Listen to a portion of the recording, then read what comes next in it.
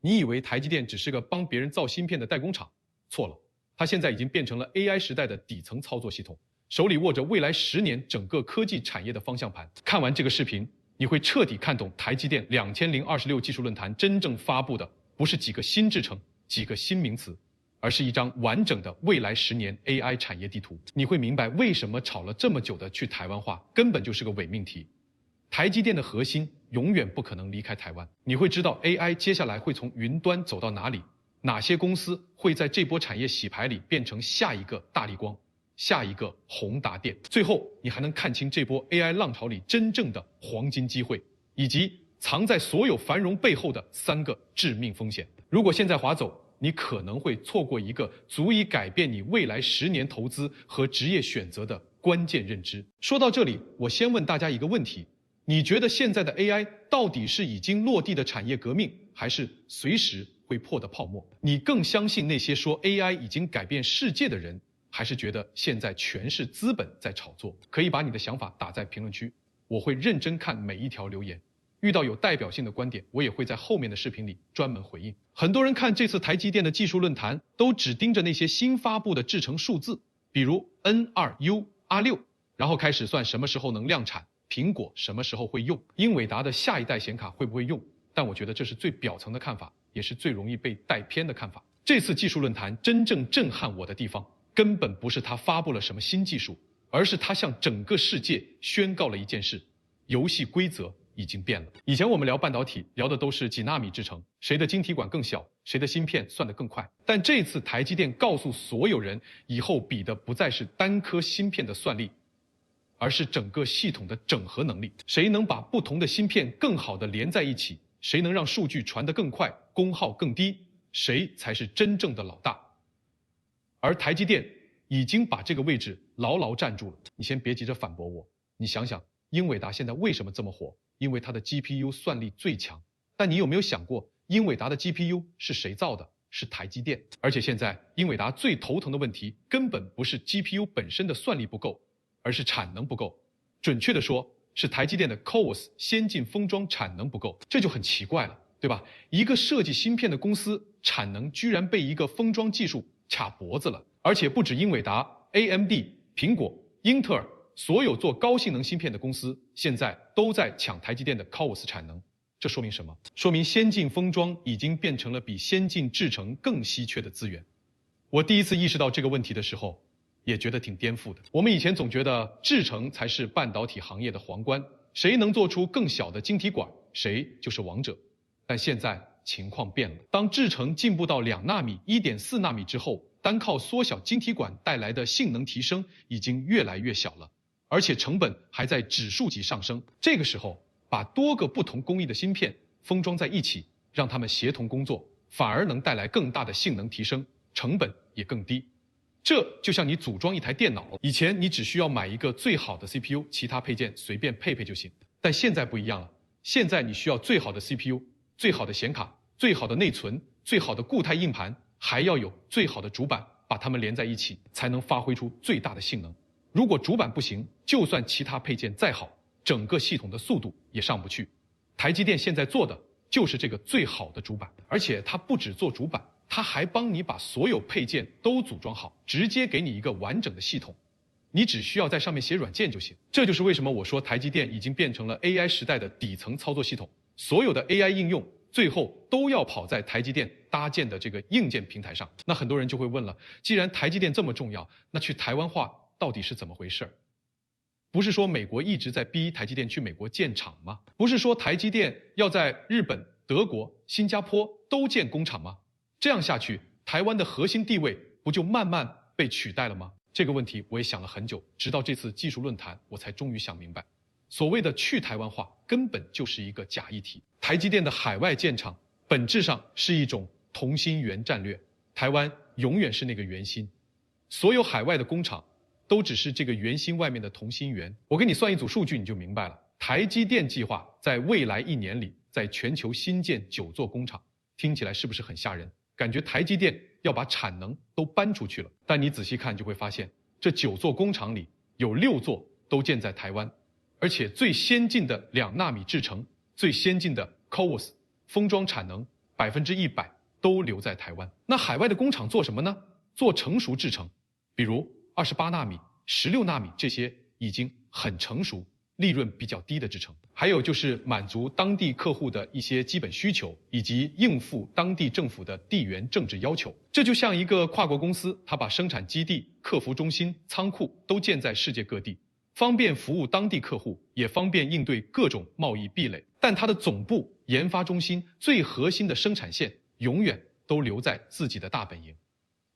外面的那些只是枝叶，圆心才是根。如果根出了问题，所有的枝叶都会立刻枯萎。而且更有意思的是，台积电不仅没有把供应链搬出去，反而正在把全球的半导体供应链都往台湾拉。因为所有最先进的产能都在台湾，所有的芯片设计公司都要跟台积电的研发节奏走。那他们的供应商，比如做材料的、做设备的、做零部件的，就必须在台湾设点，才能跟上台积电的速度。你想想，台积电的一个新制程研发出来，供应商如果不能在第一时间把对应的材料和设备送到台湾的工厂，那它就会被淘汰。所以现在全球几乎所有的半导体设备商、材料商都在台湾加大投资、扩建工厂、增加人手，这反而进一步巩固了台湾在全球半导体供应链中的核心地位。所以那些说去台湾化的人根本就没看懂台积电的战略。台积电不是在分散风险，而是在把整个世界都绑在自己的战车上。它让所有国家都离不开它的产能，同时又把最核心的部分牢牢握在自己手里。这样一来，不管外面的地缘政治怎么变，它都能立于不败之地。当然，这个战略也不是没有风险，这个我们后面再讲。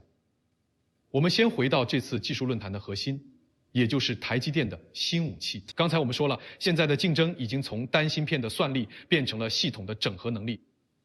那台积电在这方面到底有什么杀手锏呢？主要有2个，一个是先进封装，另一个就是非光子。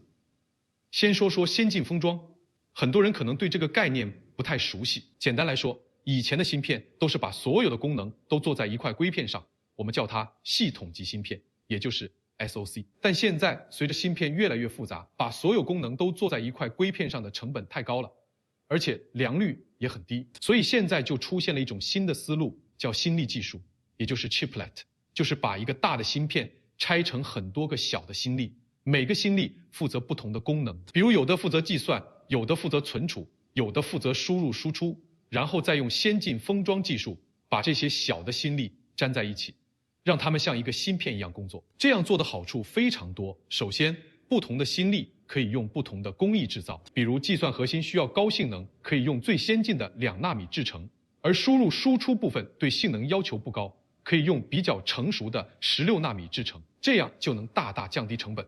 其次，良率会提高很多。一个大的芯片只要有一个地方坏了，整个芯片就废了。但如果拆成很多小的芯粒，坏了一个只需要换掉那个芯粒就行，其他的还能继续用。最后也是最重要的，就是可以灵活组合。你可以根据不同的需求搭配不同的芯粒，做出不同的产品。比如给服务器用的，可以多加几个计算芯粒；给手机用的，可以多加几个低功耗的芯粒。这样就能大大缩短产品的研发周期。而台积电的 CoWoS 封装技术就是目前世界上最成熟、性能最好的芯粒封装技术，没有之一。CoWoS 的全称是 Chip-on-Wafer Substrate， 翻译过来就是芯片、晶圆、基板封装。听起来很复杂，其实你可以把它理解成一个多层的三明治，最下面是基板，中间是一块硅中介层，上面再放很多个芯粒。这个硅中介层就是关键，它上面有非常密集的走线，可以把上面所有的芯粒都连在一起，让它们之间的数据传输速度非常快，延迟非常低。就像在一个城市里修了很多条高速公路，所有的车都能跑得很快，不会堵车。现在英伟达的 H100、H200 AI 芯片用的就是台积电的 CoWoS 封装。一块 H100 芯片上面有6个计算芯粒和一个 IFO 芯粒，全部通过硅中介层连接在一起。如果没有 CoWoS 技术 ，H100 根本就不可能做出来。而且台积电还在不断升级 CoWoS 技术。这次技术论坛上，台积电发布了下一代的 CoWoS-S 和 CoWoS-R 技术，可以支持更大的封装尺寸、更多的芯粒以及更高的传输速度。未来的 AI 芯片会变得越来越大，性能也会越来越强。但问题来了，当芯片变得越来越大，芯粒变得越来越多的时候，数据传输的功耗就会变成一个大问题。你想想，这么多芯粒之间要传输这么多数据，用铜线传输的话，功耗会非常高，而且速度也会遇到瓶颈。这个时候就需要第二个杀手锏了，也就是哈光子技术。什么是哈光子？简单来说，就是用光来代替电来传输数据。我们现在的互联网长距离传输都是用光纤，也就是用光来传输，但在芯片内部、芯片之间还是用铜线来传输。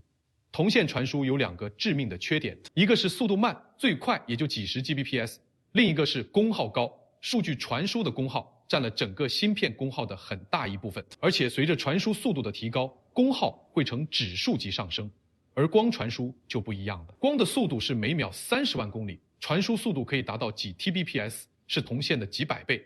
而且光传输的功耗非常低，几乎没有发热。所以如果能把光传输用到芯片内部和芯片之间，就能彻底解决数据传输的瓶颈问题。这就是瓦尔基光子技术要做的事情。台积电这一次在技术论坛上花了很大的篇幅讲哈光子，而且它已经不是在讲概念了，它已经有了非常明确的量产路线图。台积电计划在2027年量产第一代光子产品，用于 AI 服务器和数据中心。到2030年，悬光子技术会全面应用到所有的高性能芯片上，这绝对是一个革命性的技术，它会彻底改变整个半导体行业的格局。以前我们说芯片的性能看的是算力，以后我们说芯片的性能看的是带宽，谁能提供更高的带宽，谁就能在 AI 时代胜出。而台积电已经在哈光子领域布局了很多年，拥有大量的专利和技术积累，现在它又把哈光子和先进封装技术结合在一起，打造出了一个完整的系统解决方案。这意味着未来所有的高性能 AI 芯片都必须使用台积电的技术，不管你是英伟达、AMD 还是谷歌，都绕不开台积电。说白了，台积电现在已经不是在卖芯片了，它是在卖整个 AI 硬件的基础设施。它就像当年的微软，所有的电脑都要跑 Windows 系统，现在所有的 AI 硬件都要跑在台积电搭建的这个平台上，它在收整个 AI 产业的过路费，而且这个过路费没有人能不交。讲到这里，如果你发现自己已经开始重新认识台积电了，那就顺手点个赞，说明你已经抓到这次技术论坛的重点了。很多人看技术论坛都只看表面的技术参数，却看不到背后的产业格局变化，而真正的机会往往就藏在这些格局变化里。那接下来的问题就是，当台积电把这个基础设施搭建好之后， AI 接下来会往哪里走？它会怎么改变我们的生活？又会带来哪些新的商业机会？答案其实很明确， AI 会从云端走向终端，从虚拟世界走向真实世界，也就是我们常说的 AI 实体化。你有没有发现，现在我们用的所有 AI 几乎都在云端？你跟 ChatGPT 说话，要先把你的问题传到千里之外的服务器，服务器算完之后再把答案传回来。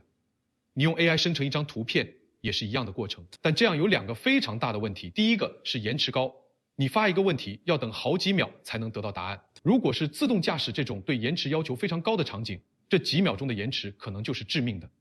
第2个是功耗高，现在一个大型数据中心的功耗相当于一个小城市的用电量。如果未来所有的 AI 计算都放在云端，那全球的电力供应根本就跟不上。所以 AI 要真正落地，要走进我们的日常生活，就必须把算力从云端移到离用户更近的地方，也就是我们常说的边缘计算。什么是边缘计算？简单来说，就是把计算能力放在手机、电脑、汽车、眼镜、机器人这些终端设备上，让 AI 在本地就能运行，不需要再传到云端，这样既降低了延迟，又降低了功耗。这次台积电的技术论坛上也花了很大的篇幅讲边缘 AI。台积电认为，未来10年边缘 AI 的增长速度会远远超过云端 AI， 而边缘 AI 的2个最重要的应用场景就是智慧眼镜和人形机器人。我们先说说智慧眼镜，很多人可能觉得智慧眼镜就是个玩具，谷歌眼镜当年就失败了，现在的 Meta Quest 也卖得不好。但我要告诉你，这次不一样了， AI 的到来会让智慧眼镜变成下一个计算平台，取代手机成为我们最重要的个人设备。你想想，手机最大的问题是什么？是它需要你用手去操作，你必须把它从口袋里掏出来解锁，然后打开 APP 才能获取信息。而智慧眼镜不一样，它戴在你的脸上，信息直接呈现在你的眼前，你不需要用手操作，只需要用语音或者眼神就能控制。这是一个巨大的交互革命，就像当年电脑从命令行变成图形界面，就像手机从按键变成触屏。每一次交互革命都会诞生一个新的计算平台，也会诞生一批伟大的公司。而且现在的智慧眼镜已经不是当年那个只能显示简单信息的谷歌眼镜了。有了 AI 的加持，它可以做非常多的事情。比如你走在街上，它可以实时告诉你周围有什么好吃的餐厅，有什么商店在打折。你遇到一个陌生人，它可以立刻告诉你这个人的名字和背景。你看一份外文文档，它可以实时翻译成你的母语。你学习的时候，它可以帮你划重点，解答你的问题。这些功能现在听起来可能还很科幻，但其实技术上已经完全可行了。唯一的问题就是怎么把这么强大的 AI 算力放到一个小小的眼镜里面，同时还要保证续航和重量。而台积电的 N2U 和 R6 制程就是为了解决这个问题的。这两个制程都是专门为低功耗的边缘 AI 设备设计的，可以在非常低的功耗下提供非常强大的 AI 算力。有了这两个制程，智慧眼镜的性能会得到质的提升，续航也会变得足够长。苹果计划在2027年发布第一代 Apple Glass， 谷歌、Meta、三星也都在加紧研发自己的智慧眼镜产品。可以预见，未来3到5年，智慧眼镜会迎来爆发式的增长，就像当年的智能手机一样。那智慧眼镜爆发之后，最大的受益者是谁呢？除了苹果、谷歌这些品牌商之外，就是台湾的供应链公司。其中最值得关注的就是大立光。大立光我们都知道，它是全球最大的手机镜头制造商，当年就是靠着苹果手机的订单一飞冲天，成为台股的股王。而智慧眼镜对镜头的要求比手机高得多。智慧眼镜需要非常轻薄、非常高分辨率、非常低畸变的镜头，而且每副眼镜需要好几个镜头，用来做空间感知和眼球追踪。这对大立光来说就是下一个10年的黄金机会。而且大立光在精密光学领域的技术积累是其他任何公司都比不了的。所以未来几年，大立光的业绩很可能会再上一个台阶，重新回到台股股王的位置。除了大立光之外，还有一个公司很多人都忽略了，那就是宏达电。很多人都以为宏达电已经不行了，手机业务早就没了。但其实宏达电在 VR 和穿戴设备领域已经深耕了很多年，积累了大量的技术和专利。现在智慧眼镜爆发，宏达电的这些经验突然就变得非常值钱了。而且宏达电现在已经在给很多品牌商做智慧眼镜的代工，未来的增长潜力非常大。讲完了智慧眼镜，我们再说说另一个更重要的应用场景，也就是人形机器人。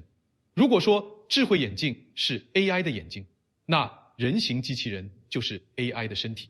只有了身体，才能真正走进真实世界，才能代替人类完成各种体力劳动。现在很多工厂已经开始用工业机器人了，但那些工业机器人都是专门设计的，只能做某一种特定的工作，比如焊接机器人只能焊接，搬运机器人只能搬运。而人形机器人不一样，它有和人类一样的外形，有手有脚，可以使用人类使用的所有工具，可以完成人类能完成的所有工作。你想想，如果未来工厂里的工人都被人形机器人取代了，物流仓库里的分拣员、快递员都被人形机器人取代了，餐厅里的服务员、厨房里的厨师都被人形机器人取代了，这会对整个社会产生多么大的影响。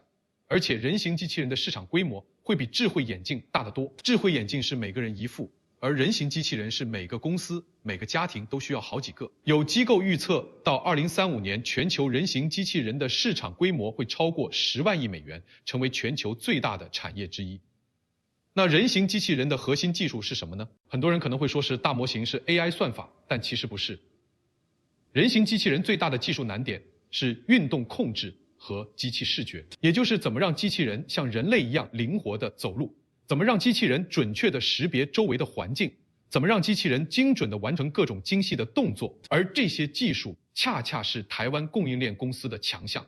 比如刚才我们说的大立光，它的镜头可以用在机器人的视觉系统上。还有一家公司叫所罗门，它是全球领先的机器视觉公司，专门给工业机器人提供视觉解决方案。现在人形机器人爆发，所罗门的技术就变得非常抢手了。还有做电机的、做减速器的、做传感器的公司，都会在这波人形机器人的浪潮里获得巨大的增长。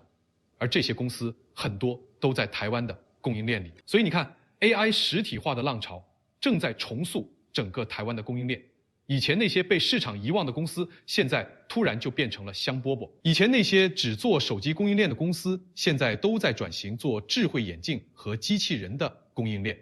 这就是我开头说的整个科技供应链的财富大洗牌。很多人都在找下一个英伟达、下一个微软，但其实真正的机会往往不在那些最耀眼的明星公司身上，而在那些藏在明星公司背后的供应链公司身上。当年苹果手机爆发的时候，涨得最多的不是苹果，而是大立光，是台积电，是富士康。现在 AI 爆发也是一样的道理。当然，我不是在推荐任何股票，我只是在跟大家分析产业的趋势。投资有风险，大家一定要自己做判断。讲到这里，我们已经把台积电这次技术论坛的核心内容都讲完了。我们知道了台积电已经从代工厂变成了 AI 时代的底层操作系统，知道了去台湾化是个伪命题，知道了先进封装和硒光子是未来的技术方向，也知道了 AI 实体化会带来哪些商业机会。但最后，我必须跟大家讲一讲这背后的风险，因为任何机会都伴随着风险。只看机会不看风险的人，最后往往会摔得很惨。台积电现在面临的最大的风险，不是技术风险，也不是市场风险，而是地缘政治风险。台积电现在已经变成了世界上最重要的公司，没有之一。它的产能决定了全球 AI 产业的发展速度，也决定了全球军事经济的格局。这就意味着台积电已经不再是一个单纯的商业公司了，它变成了地缘政治博弈的焦点。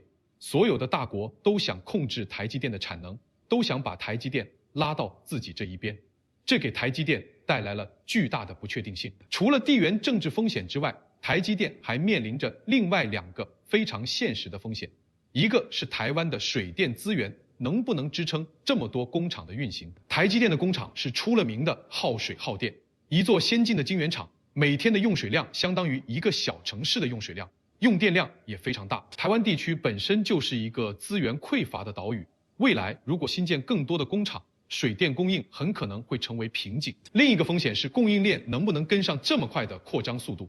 台积电现在1年建9座工厂，需要大量的设备、材料和人才，但全球半导体设备和材料的产能是有限的，人才也是有限的。如果供应链跟不上，台积电的扩张计划就会受到影响，进而影响整个全球 AI 产业的发展。而且台积电现在正在进行一场豪赌，它今年的资本支出达到了312亿美元，创下了历史新高。这么大的资本支出，说明台积电坚信 AI 不是泡沫，未来的需求会持续增长。但如果未来 AI 的需求没有达到预期，那台积电的这些投资就会变成巨大的负担。当然，从目前的情况来看， AI 的需求只会越来越大，不会越来越小。312亿美元的资本支出，恰恰证明了 AI 不是泡沫，而是一场真正的产业革命。如果是泡沫的话，台积电不可能把这么多真金白银投进去。未来10年会是人类历史上变化最快的10年。AI 会彻底改变我们的生活、工作和学习方式。有人会在这波浪潮里抓住机会实现财富自由，也有人会被时代淘汰，不知所措。但我想告诉大家的是，机会永远留给那些有准备的人。当所有人都在盯着大模型、盯着英伟达的时候，你能不能看到藏在背后的底层基础设施？当所有人都在讨论 AI 会不会取代人类的时候，你能不能看到 AI 会创造哪些新的工作机会？当所有人都在担心 AI 泡沫的时候，你能不能看清 AI 真正的落地路径？这些问题的答案其实都在我们今天讲的内容里。台积电已经给我们画好了一张未来10年的产业地图，剩下的就看你能不能看懂这张地图，能不能在这张地图上找到属于自己的位置。如果你想持续看懂科技产业的趋势，不想错过下一波造富机会，订阅我的频道，我会每周带你拆解最有价值的科技和商业话题。也欢迎大家把这个视频分享给你的朋友，让更多的人看懂 AI 时代的底层逻辑。最后跟大家说一下，今天的内容只是我的个人观点和信息分享，不构成任何投资建议。所有涉及到的公司和股票都只是作为案例分析，不是推荐大家去买。投资有风险，入市需谨慎，大家一定要结合自己的情况理性判断。有任何问题都应该咨询专业的投资顾问。